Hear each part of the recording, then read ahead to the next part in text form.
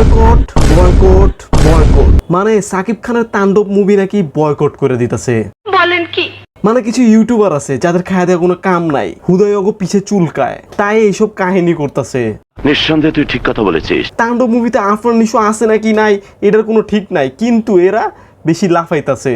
আর কিছু ইউটিউবার আছে যারা সাকিব খানের নাম বেচ্চা খাইতাছে, আবার সাকিব খানের মুভি বয়কট করতেছে।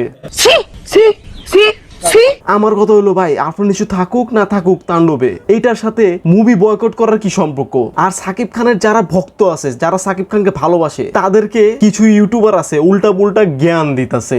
সাকিবিয়ানদের সাকিব খানের প্রতি ভালোবাসাকে ইউজ করতেছে।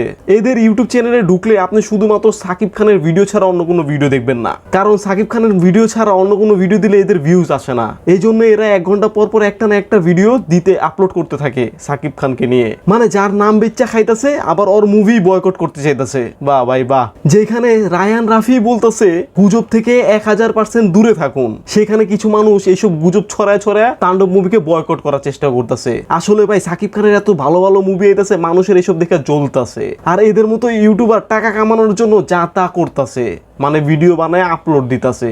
এদের চ্যানেলে আপনি গেলে স্ক্রল করলে খালি সাকিব খানের ভিডিও দেখবেন, আর অন্য কোনো ভিডিও নাই, কারণ এদের অন্য কোনো ভিডিও দিলে ভিউজ আসে না। দেখবেন এরা বয়কটও করতেছে আবার ক্লিয়ারিফিকেশনও পেয়ে গেছে, মানে 1 ঘন্টা পর পর খালি ভিডিও আপলোডই করতেছে। এদের কোনো টপিক লাগে না, এদের টপিকই হচ্ছে সাকিব খান। তো সাকিবিয়ানদেরকে কিছু ইউটিউবার আছে উল্টা পাল্টা বুঝ দিতেছে। এইসব ইউটিউবার সাকিব খানের ফ্যান, সাকিব খানকে ভালোবাসে এমন দেখায়, কিন্তু আসলে তা না। এদের পলিসি হলে এইসব করে করে ভিডিও বানাও আর টাকা কামাও। তো আমার কথা হচ্ছে ভাই, তাণ্ডব মুভিতে আফরান নিশো থাকুক না থাকুক, তাণ্ডব মুভি যাতে সুপার হিট হয়, সবাই তাণ্ডবকে সাপোর্ট করেন। আর সাকিবিয়ানদের বলবো সাকিব খানের পাশে দাঁড়ান, কারণ সাকিবিয়ানরাই হচ্ছে সাকিব খানের শক্তি। আর ভাই নিশো আর সাকিব দুজনই হচ্ছে বাংলাদেশের সম্পদ। এরা দুজন যদি মিলে ভালো কোনো মুভি তৈরি করতে পারে তাহলে ভাই করুক না, করতে দেন। যেখানে সাকিব খানের সমস্যা নাই, যেখানে আফরান নিশোর সমস্যা নাই, সেখানে অন্য মানুষের সমস্যা থাকার কারণ কি?